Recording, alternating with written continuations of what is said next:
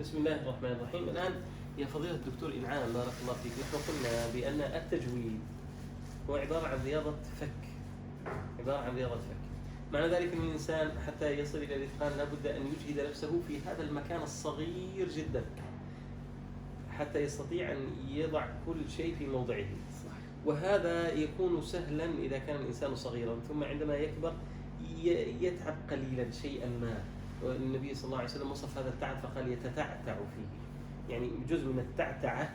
قد يكون التعتعة في بيان الحركات، قد تكون التعتعة ليس في بيان الحركات، والحركات موجودة ولكن في إخراج الحرف من مخرجه. قد تكون التعتعة في تجميل هذا الحرف ليكون في محله.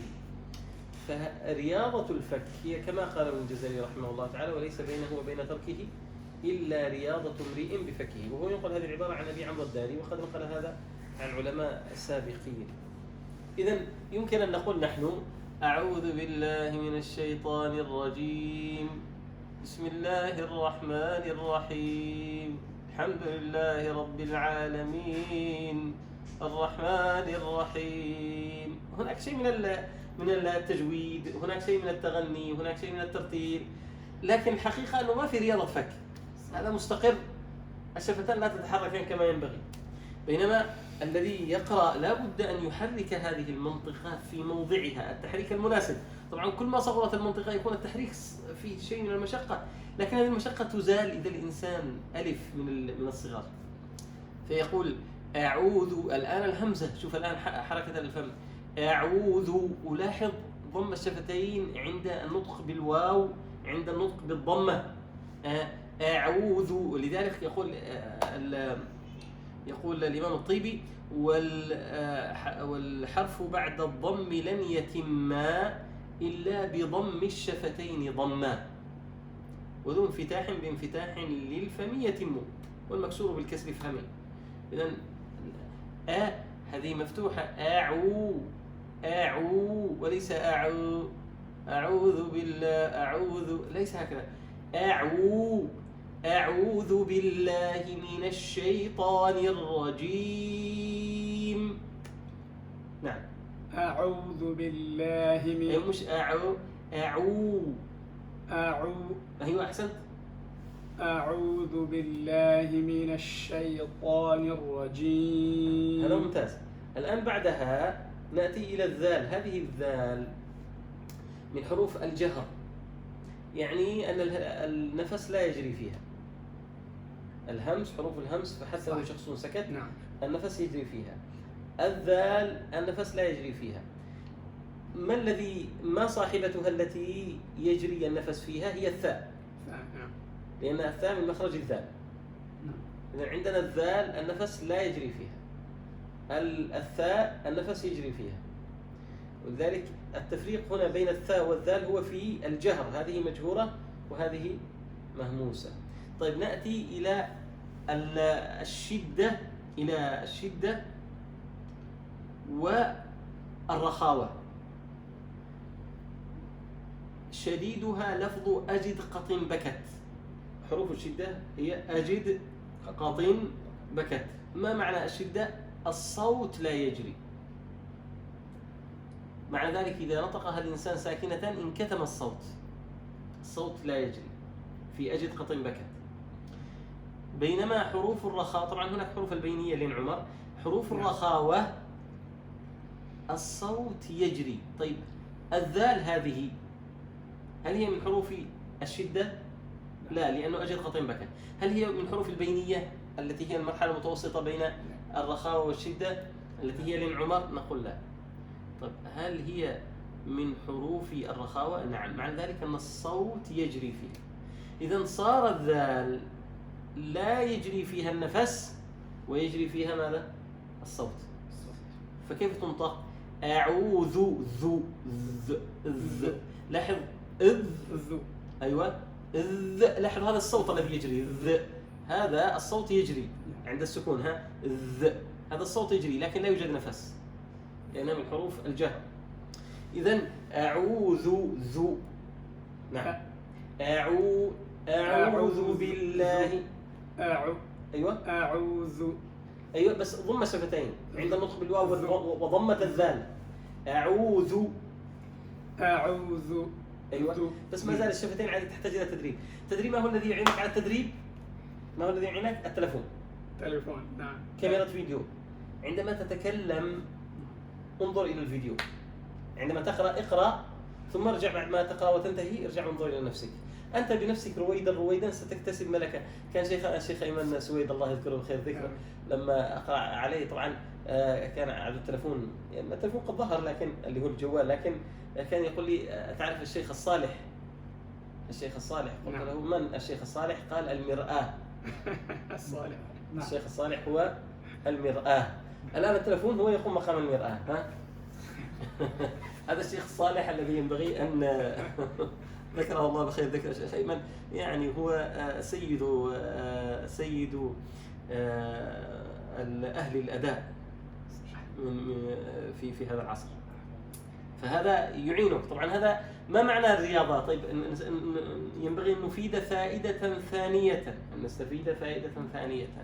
ما معنى الرياضة؟ الرياضة إذا تحتاج إلى وقت تدريج شوية يعني لا تأتي بيوم ولا ينبغي الإنسان أن يمل. نعم. إذا أعوذ بالله. نعم. أعوذ.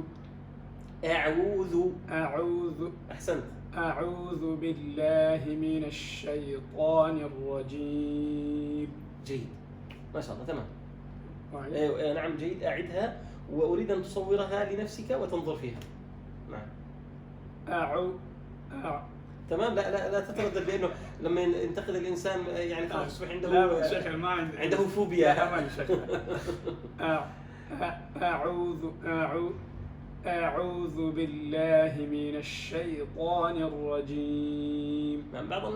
بعض الناس الله يغفر لنا ولهم المسلمين قد ينتقدون في هذا ويقول أنتم تتنطعون. الساعة كم قبل عشان من أجل المغرب؟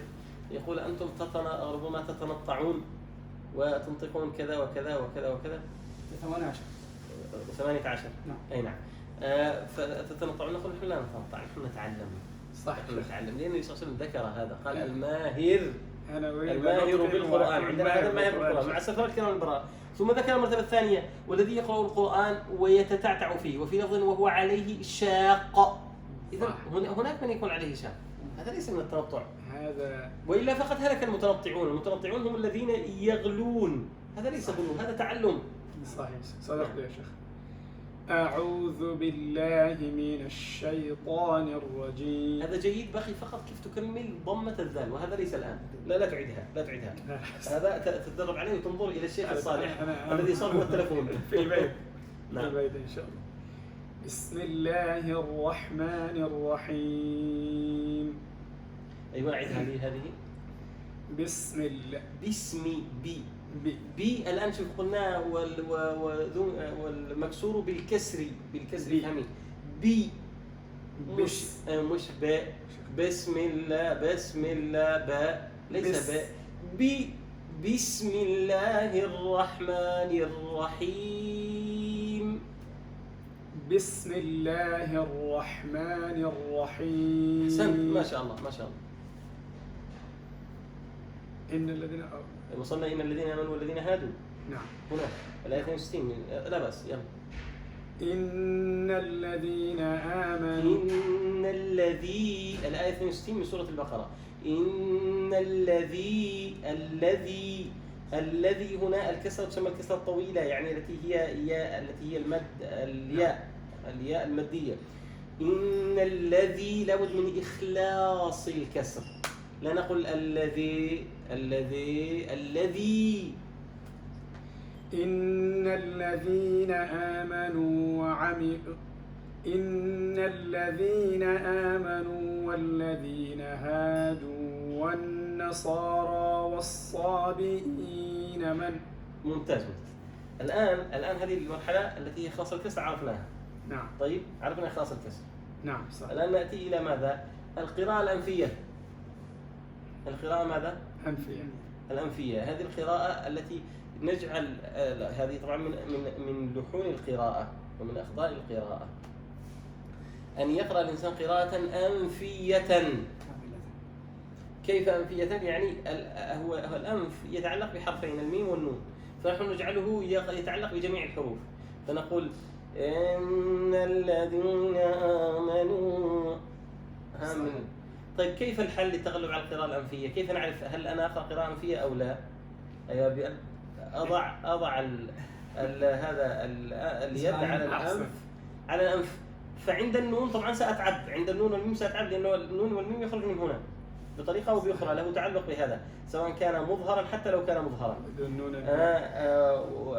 يعني له تعلق بين مخرجه في طرف اللسان أو الشفتين بالنسبة للميم، النون من طرف اللسان والشفتين والميم من الشفتين، وتعلق بالأنف.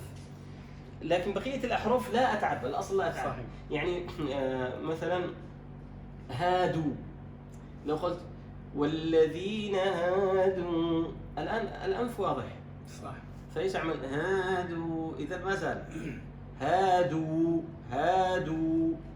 ذهبت القراءة الأنفية.